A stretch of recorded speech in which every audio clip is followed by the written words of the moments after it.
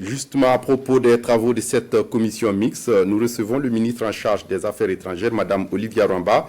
Bonsoir, Madame le ministre. Oui, bonsoir. Et merci de venir répondre à nos questions. Ouagadougou a abrité donc du 2 au 5 octobre la première commission mixte de coopération entre la République islamique d'Iran et le Burkina Faso.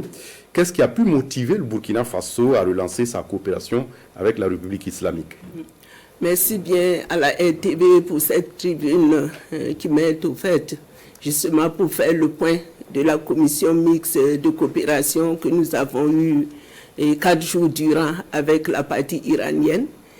Et effectivement, ce fut une belle occasion, une belle opportunité parce qu'il s'agit d'une première du genre, parce que c'est la première commission mixte de coopération avec ce pays, avec qui nous avons une longue coopération, mais qui, dans l'effectivité, n'était pas encadrée par le juridique. Et aujourd'hui, nous avons pu échanger et signer des accords avec la partie iranienne. Et cela s'inscrit justement dans la parfaite volonté du peuple burkinabé et surtout des plus hautes autorités burkinabées, justement d'assumer librement ces partenariats.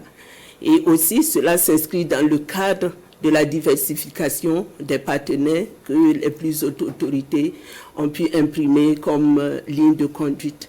Donc, je peux dire que c'est un signal fort de ce que le Burkina Faso est résolument engagé à choisir librement ses partenaires et aussi à entretenir des relations de partenariat avec qui il veut.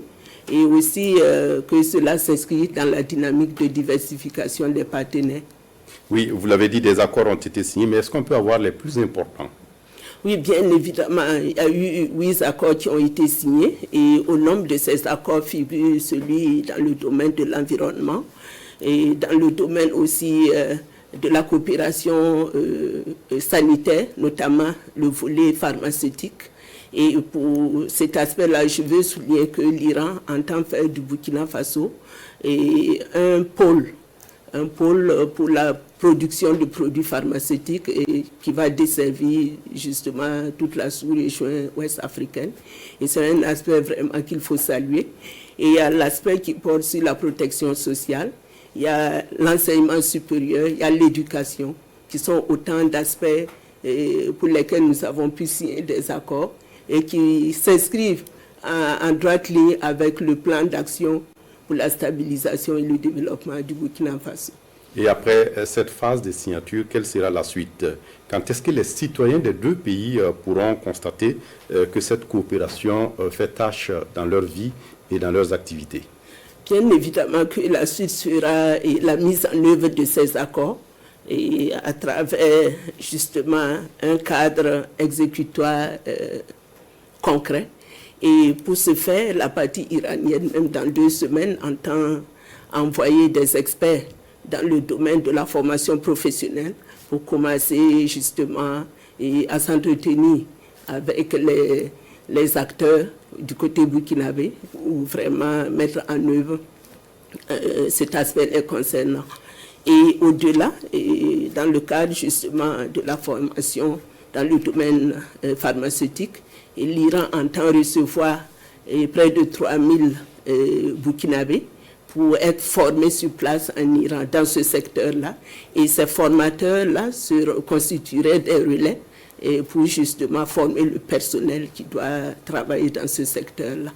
Et en termes de retombées sur la population, je dirais que ça sera dans l'immédiateté, si je peux me permettre, parce que il y a un aspect qui est très important et qui a été aussi relevé, c'est la question qui porte justement sur le commerce, parce que l'Iran entend justement dynamiser ce secteur-là et pour permettre à nos commerçants de se rendre librement là-bas, parce qu'il y a du potentiel, il y a des potentialités dans le secteur en question.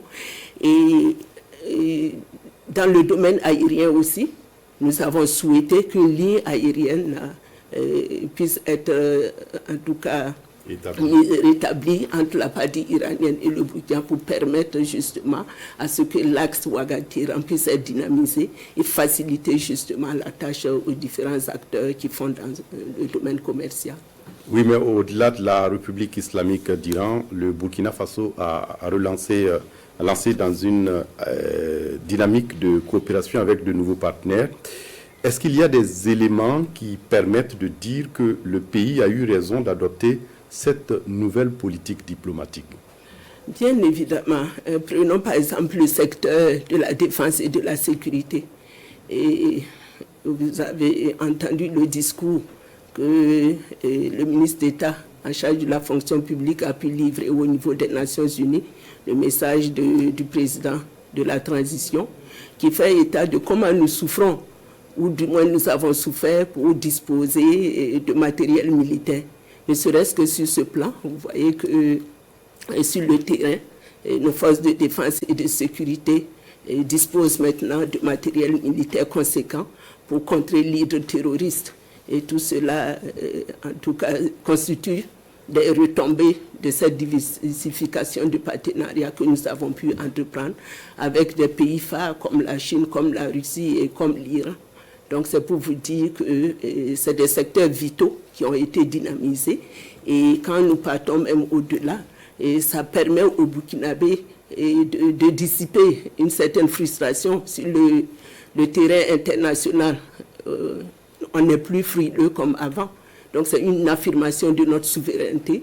Et je pense que pour toute nation qui aspire vraiment à atteindre un certain niveau d'émancipation, cette note de souveraineté, ce doit être une priorité.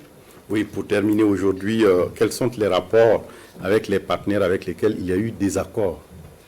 Vous parlez de désaccord. De mon point de vue, le Burkina Faso n'est pas un désaccord avec un État donné. Et c'est plutôt peut-être certains États qui peinent à rentrer dans la vision actuelle du Burkina Faso. Et nous pensons que les négociations doivent continuer. Et pour peu que ces États-là acceptent de s'aligner sur les priorités du Burkina Faso, sur notre vision actuelle, et aussi qu'ils sachent que notre souveraineté n'est plus à marchander et qu'ils doivent faire avec. Merci à vous, Madame la ministre, d'être venue répondre à nos questions. Je rappelle que vous étiez là dans le cadre de la première commission mixte entre la République islamique d'Iran et le Burkina Faso. Merci d'être venu nous donner tous ces éclairages. Merci.